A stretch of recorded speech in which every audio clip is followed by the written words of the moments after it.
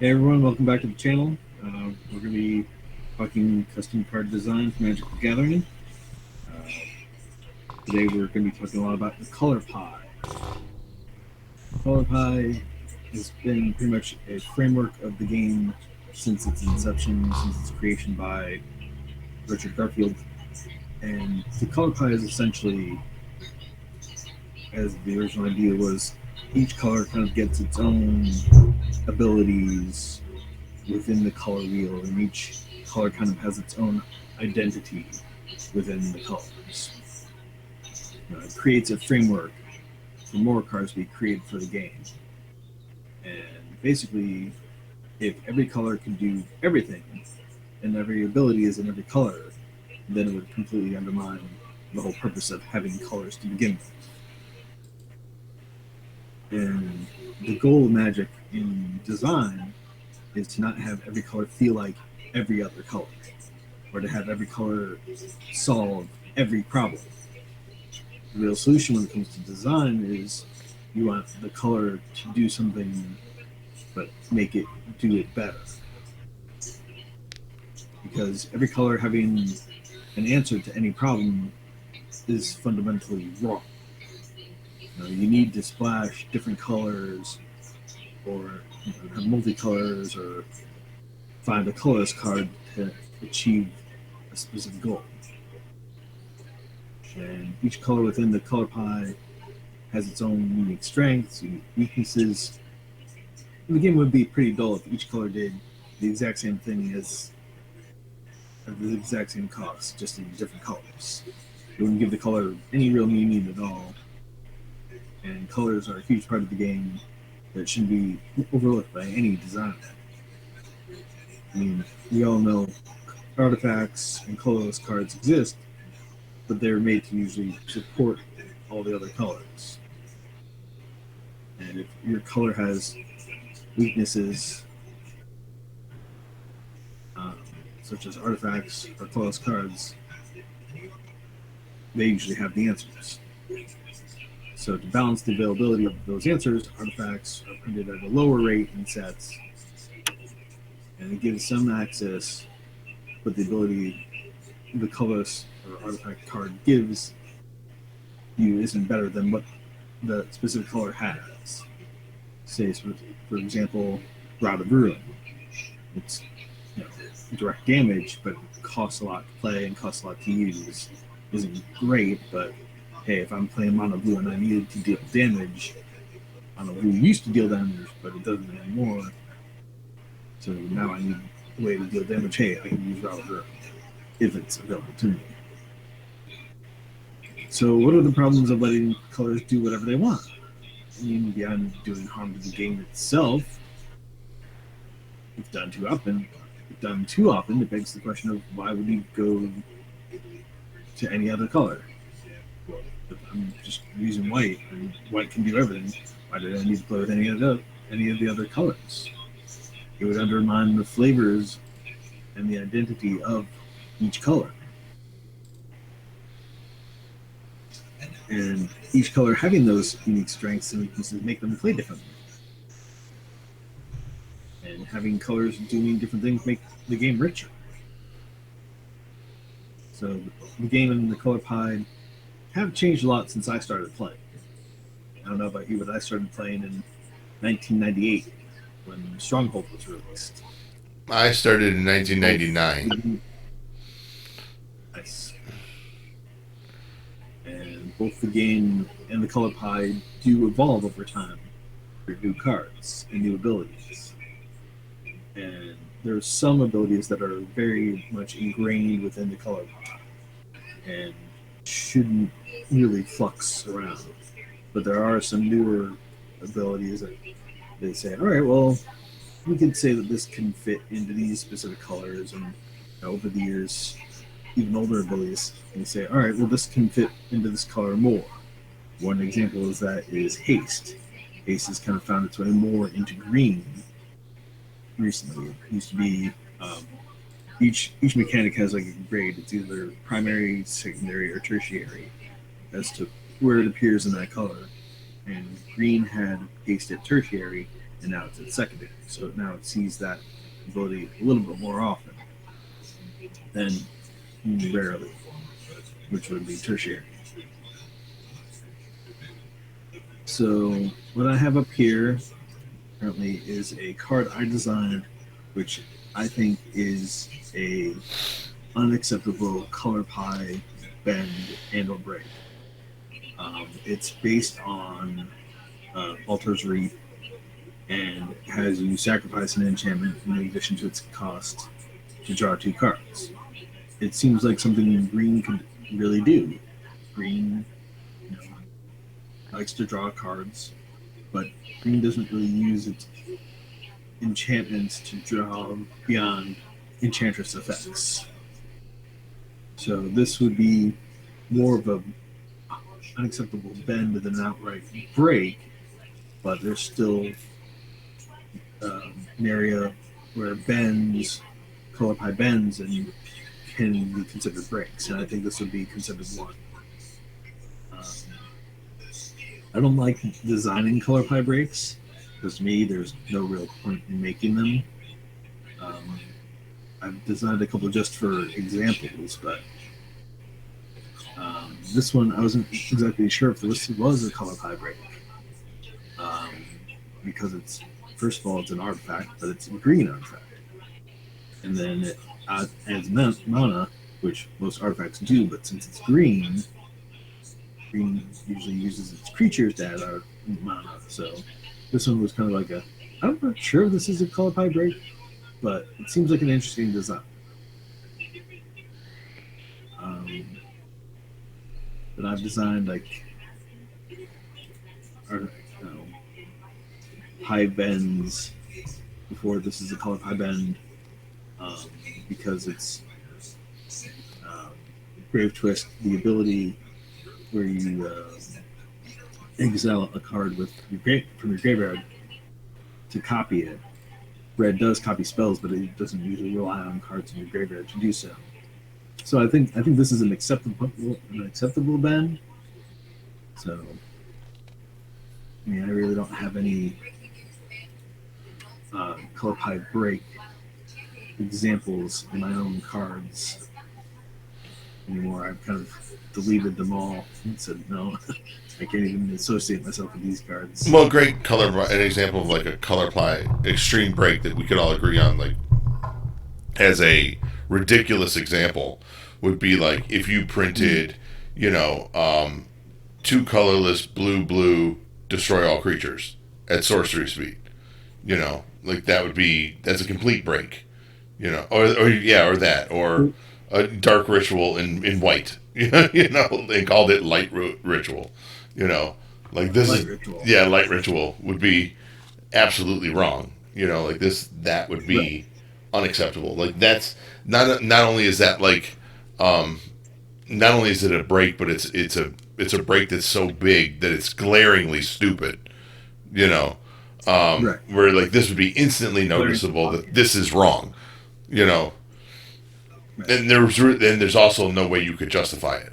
You know, like there's if this card like this were printed, you know, we do see, you know, those of us who hang out on the Facebook page, we do see every now and then that Yeah. like we have these arguments about like new cards that are being printed and you know we have these discussions of like well how is this happening like why are they doing this and we try to go through and figure out like well where in the color pie like are they bending this or anything like that but like if this card were printed obviously we would have a trouble being like well I don't understand how they're even justifying this like you know like it's not anywhere on the color pie in white that they would get fast mana you know fast mana Mm-hmm. in general is just not something you see a lot of anymore anyway but because they seem to have learned their mistakes from fast mana.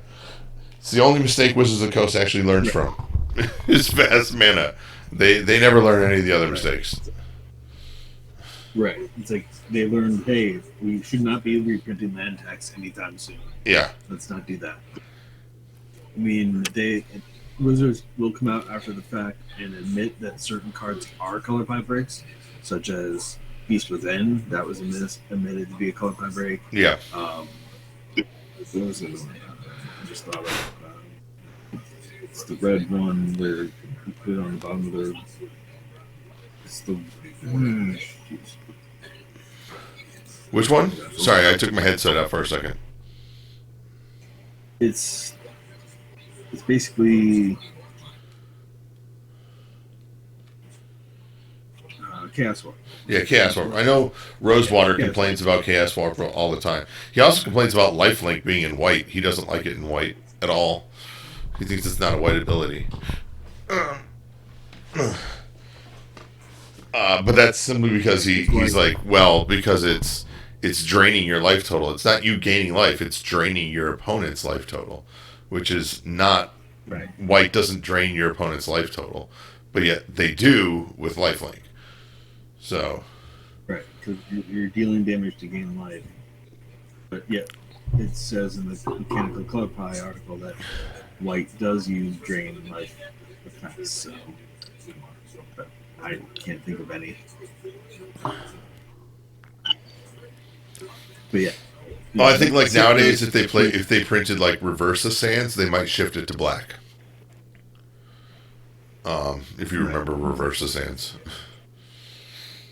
Yeah, that's you redistribute all players' life totals. Yeah, you redistribute the life totals. Yeah. And like you could look at some old cards such as Debt of Loyalty, where you regenerate target creature and you gain control of it. Yeah. Oh look, I'm going to regenerate your creature. Now I take it. Or Evangelize, where you gain control of target creature and opponent controls. Or Preacher, like those are cards in white that white doesn't get those effects anymore. Blue gets Control Magic. Black will sometimes get to steal creatures, but white doesn't do it anymore. So those are all old color pie ratings. So like when designing, you kind of have to avoid older cards as far as examples of, well, hey, this color used to be able to do this. Well, it's kind of before the color pie has been in its current modern form. It's like it evolves over time. It's like, okay, well, color pie used to do this, it doesn't do it anymore. So you have to be current with where the color pie is at.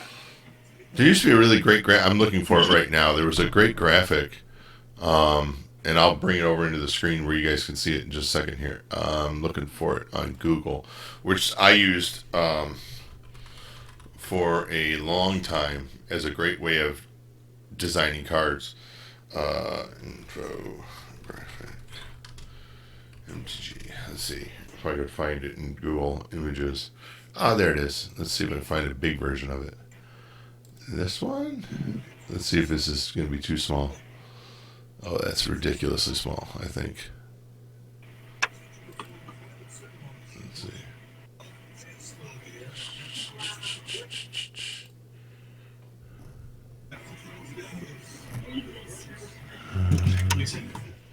But that's the one I want right there.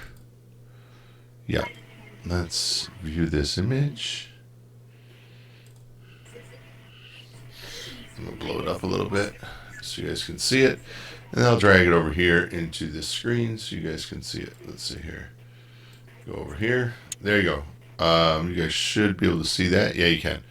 All right, so you can see really quickly here, like this color pie here really helps you understand what each, like, whenever I'm designing a card that I don't know why Nicol Bolas is in red, but there's whenever I'm designing a card that I'm not quite sure where I'm going to put something, I bring up this chart and I look at it and go like, all right, well, where am I leaning? Sometimes you think you're in white, but when you actually think about it, you're like, you know what? I'm actually drifting a little bit towards blue, so this might be a white-blue card, Right.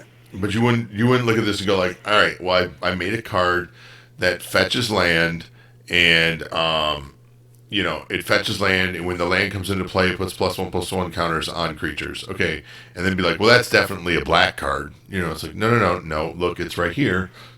Like land fetch goes over here. Yeah. So. Right. Sometimes, and obviously a lot of us don't make those type of mistakes, but sometimes, we talked a little about this last week when we talked about top-down design. that sometimes we let our eagerness to create a card get the best of us. So we end up Mhm. putting things in colors that shouldn't be there. Like, um, again, like the first set I ever made was a pretty trash set because I had only been playing for about a year and a half at that point, and so I made the set and I put all these. I put all my blue creatures were elves, and I'm like, oh, they're all blue elves, Mhm. and I'm like, not even occurring to me that you would not find elves in blue, but it's just Mhm. I think that's what I wanted. I wanted elves in blue, you know. Well, the problem with that is that elvish magic doesn't really say blue, you know. So Right. that's where You really need a lot of story and yeah, lore and development yeah, outside of yeah. the You're gonna have to push a story. lot harder to justify this, you know. Which I mean, let's face it, the first time they put elves in black, in Lorwyn, when you got mono black elves, like they really had to in the story explain why you would have mono black elves, like where it's like it's so anti elf to think that elves could be in black, but they justified it with their story, you know. Right. So you can do what you want, but the question is how much work do you want to do for it, you know? Wouldn't it just be easier to just switch your color, and just be like, well, if you want to put elves in the set, why not just, you know, you don't have to put them in blue. If you insist that there needs to be blue creatures, maybe that they're not elves, you know. Um, Right. that was one of the I remember way back to remember the I think it was the second create a card challenge or great design Mhm. search. There was a question on Right. there, and one of the dead giveaways was the fact that it was a human, and like that's what you were supposed to catch was that it's a human, and no, sorry, it wasn't a human because humans can be in all five colors. But it was a very specific creature type that would have told Right. you that it was Yeah. black, and a lot of people miss that. That like if you didn't catch that this creature Mhm. type actually belongs in black, you were going to get that question wrong. Even though like some of the card mechanics were like, oh, I got it, this is red, but it's like, but you don't find it was a spirit, and you don't find spirits in red. That's not where they go. You know, so it was just interesting. You have to understand your color pie. It's not just abilities, but it's also Right. as it said in that picture, the characteristics. What are the characteristics of this color? And one of the things you wouldn't find in red are spirits. You know. All right, what you just make Right. there? Deciding battle. Yeah, so that's a fight mechanic, and it's Take. in white, which doesn't make any sense. You know. Right. But it's something that white could possibly do. White Yes. gets simple spells that deal with creatures, but almost all the time it's dealing damage to attacking or blocking creatures. Yeah. So I think this would still. I don't think it's still. I don't think it's a break, but I'd say it's a very large bend. Yeah. It's very questionable, and it would also to see that you would find it at common might be a little unusual. You know. Right. Um, and that's the other thing is that when we talk about bends, is that you usually don't find bends at common. You know, Right. you usually find them usually one would hope rare or mythic, but these days it is drifting a little lower into uncommon. So as we just found out Right. in Kaldheim with exiling creatures in blue, that can show up in uncommon. You know, so Here's a on rare occasion style card. Now dragons. I mean, if you're not in like a cons of Tarkir style block where you got like tons of dragons, where you're going to see them in all colors. A mono color dragon outside of red is a once in a while style card. It's like unless it's part of like a cycle, like yeah. the rising stars, the dragons from Kamigawa. Hmm. But like just like just like in a regular set, it's like okay, here's a mono black dragon. It's a zombie dragon. Here you go.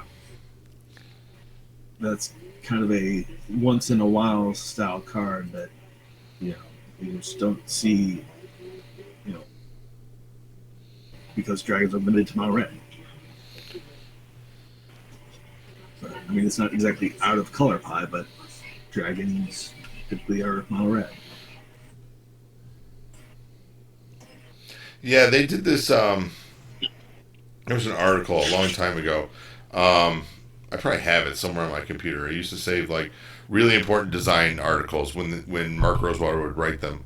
Um, and there was a Mm-hmm. thing in there about how you know each color has a um, essentially they called it an epic creature.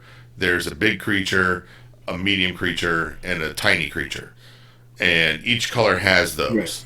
And Yeah. for red's epic creature is dragons. So you Right. try to avoid putting dragons anywhere other than red because that's red's epic creature.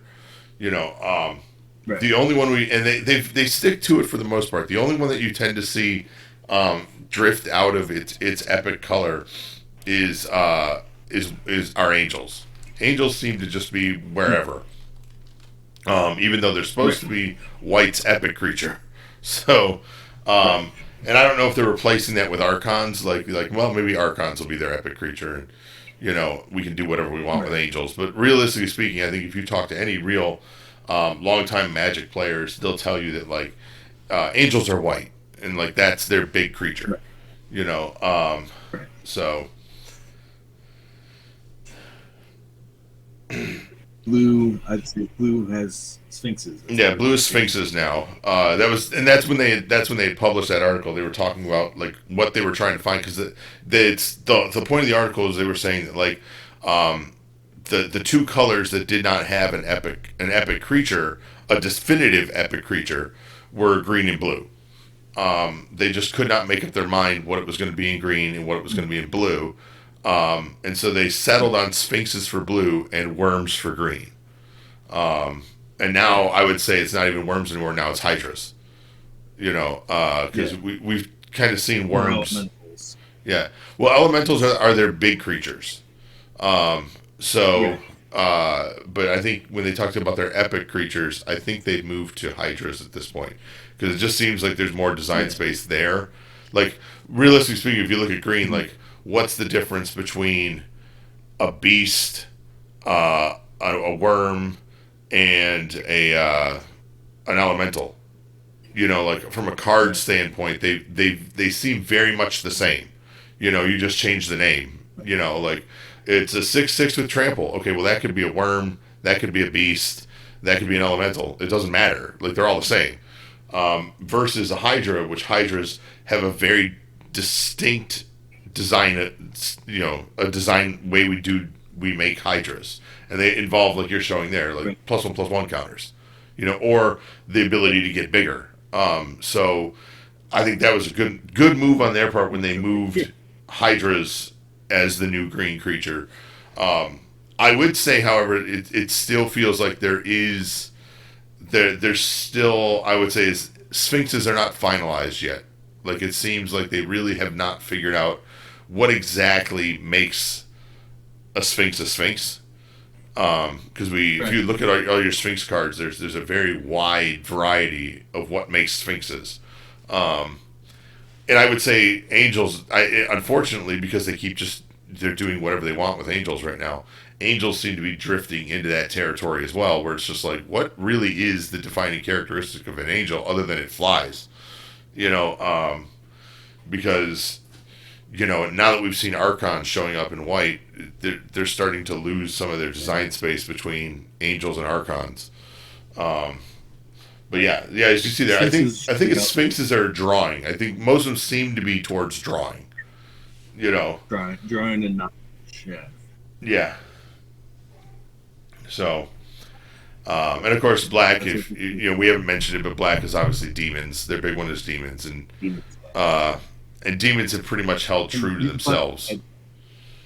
yeah for a long time in black, but all the way back to Lord of the Pit. Yeah, So I can't think of any I mean, we have seen a few modern demons show up. Like, one of the characteristics of demons used to be, and I'm sure you were playing back then, that most demons had a drawback effect.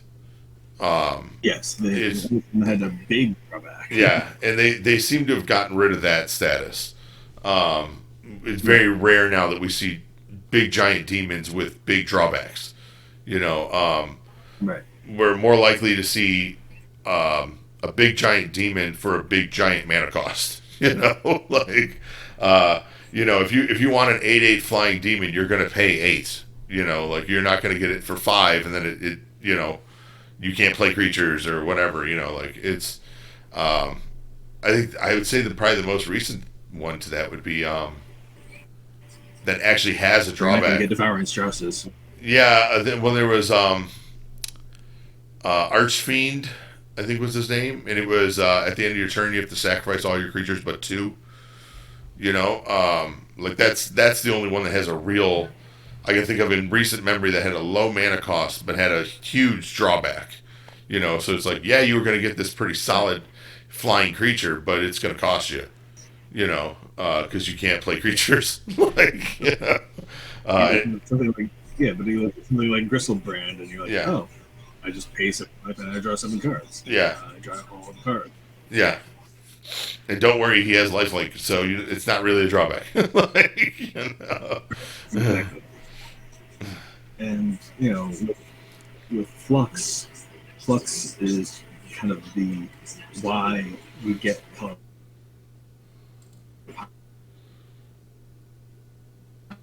oh, we may have lost Kevin there. moves into new colors, and basically,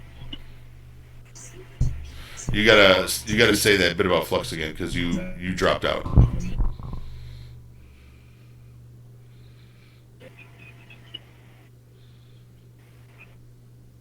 right, sorry, it just said reconnecting really quick. Yeah, that's what I was gonna say. Um, You have to say the thing so, about Flux again because we lost you.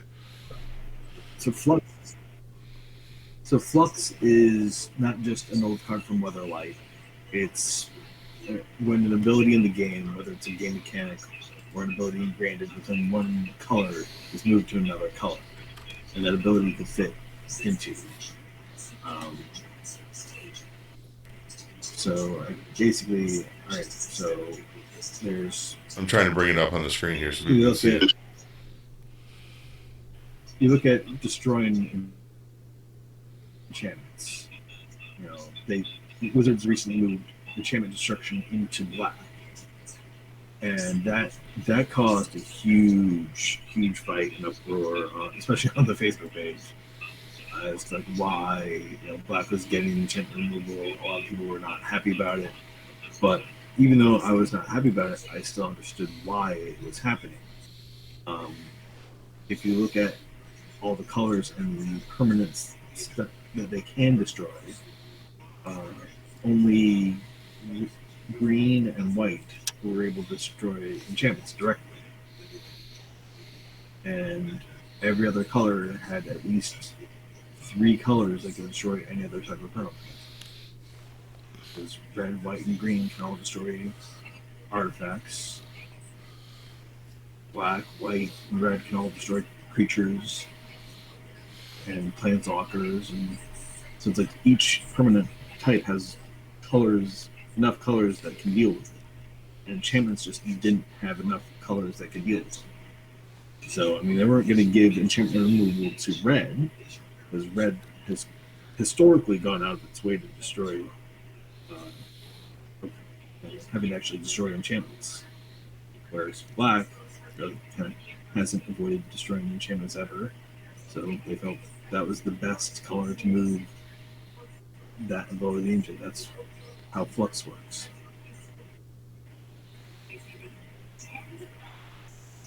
You look at some older cards like Dark Ritual. You don't really see ritual effects in black anymore. I think the last one we saw was in Magic Origins, but it wasn't a very good ritual effect. Now we see them in red. So there are definitely abilities that exist that can move into new colors. So it's all just finding that ability and saying, hey, especially with like you just showed us in your little infographic. All right, here's this old ability. Where does it fit now? Yeah.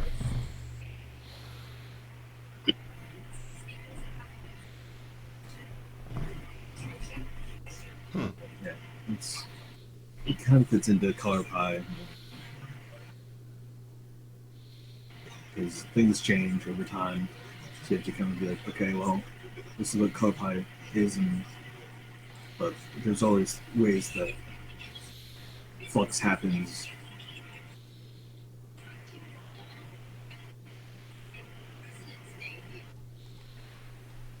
Yeah. So, Yeah, why don't we go ahead and wrap this up for here, and then next time we'll look specifically just at one color.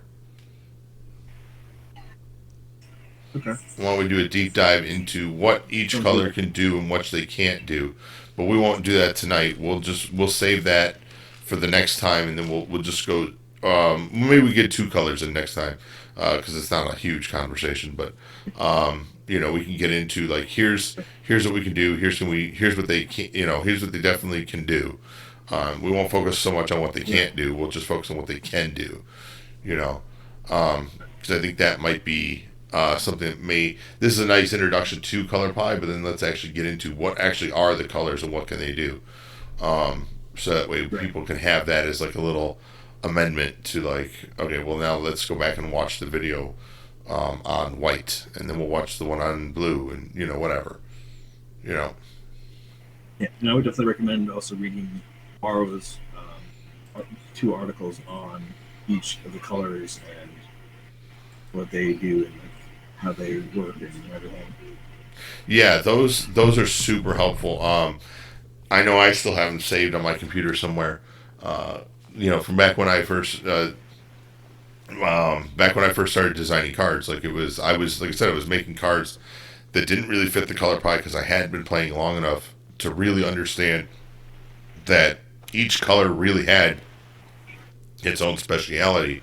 I was just doing whatever I wanted, you know, and it was one of those things that, like, yeah, reading those articles will really, really help you understand what it is that you're supposed to get from each of the colors. Exactly. Yeah. There's the Great White Way. And Morrow definitely revisited his articles. I think it was in 2015. It's been a while since he's done online articles on these, but it's like all about what does the color desire, what is its end goal, what means does the color use to achieve those ends, what does the color care about, and what does the color represent, what does the color despise, what negatively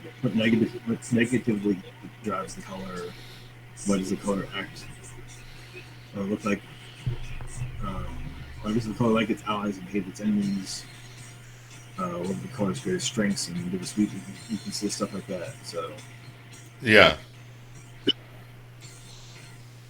there really are good leads as to like, okay, what does the color represent, and how do you represent that in design? yeah, 100% I agree. don't know. We'll delve into that next week. Yeah, we'll delve into that next time. All right. Well, we'll go ahead and cut it off here, and we will catch you guys later. Thanks for watching.